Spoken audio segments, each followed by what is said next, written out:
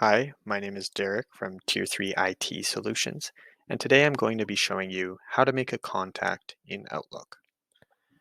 So there are two places for Outlook to be for most people, and realistically it depends on how you like to use your Outlook and how you like it to look. Some people prefer the application and some people prefer the web-based browser. So I'm going to be going over both of those today, and first we'll be covering the application. So there are two ways to access this information. One is by making sure you're on this home under your mail and finding this ribbon that is labeled new. From there, we're going to click new items, and as you can see, there's a variety of different things that you can create in here from groups, meetings, appointments, and you may have noticed contacts. I'm going to be showing you another way to access this new contacts, and the process will look exactly the same, so worry not, just keep following along. But we're going to click this people. And what this does is this creates a contact list for you to view. If you have existing contacts, they will show up in here. And if not, it'll look something like this.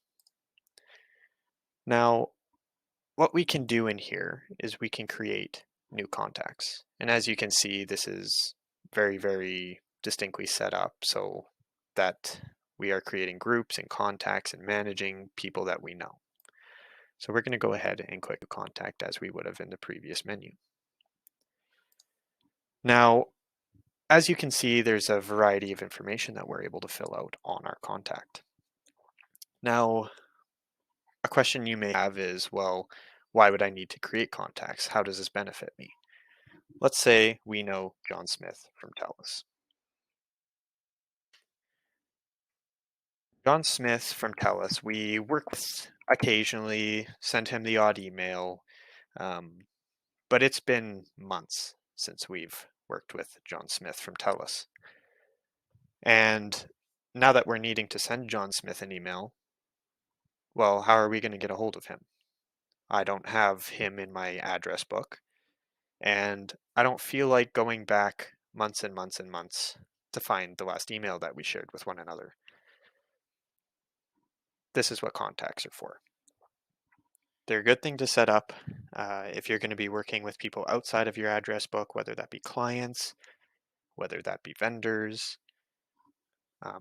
or etc. So what we can do here is if we know we're going to be working with somebody and we don't want to have to type in their full email every single time that we want to get a hold of them, and it's kind of months apart from when we contact them each time, contacts are a perfect solution to that. So we're just going to keep going along here and filling out this information. We can fill in their email as needed, can fill out different phone numbers here, classify the phone numbers, and we can also include addresses. Realistically, you can include as much or as little information on the contact as you like. It's also going to fill them out a nice little business card here. And then once we're all done, we can click Save and Close. And as you see, John Smith is now located in our contact list.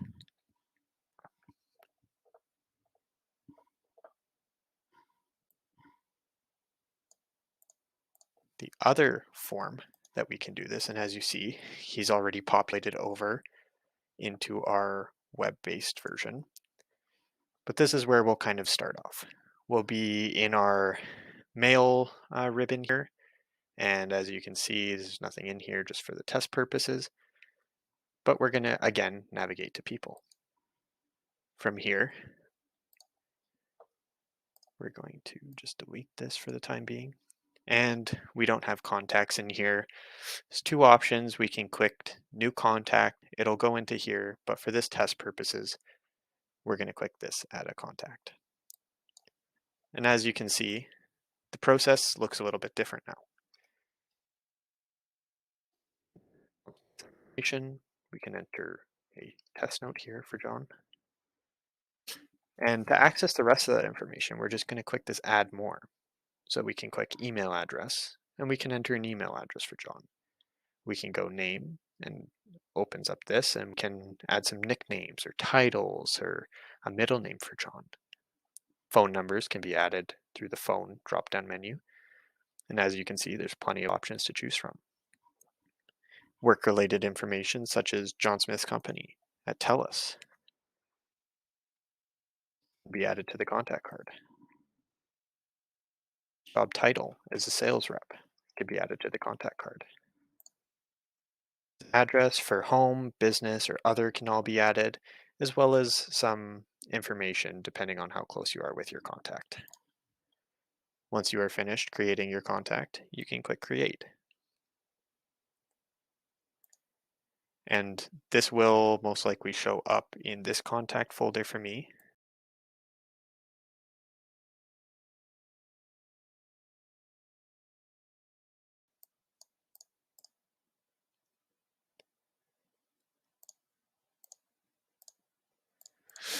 You can probably just skip over here. But yeah, we can see that John Smith is now created in our contacts. So that is how to create contacts in Outlook on the application as well as the web browser application. And I've kind of explained why contacts are useful. So if you find this beneficial, go out there and create some contacts.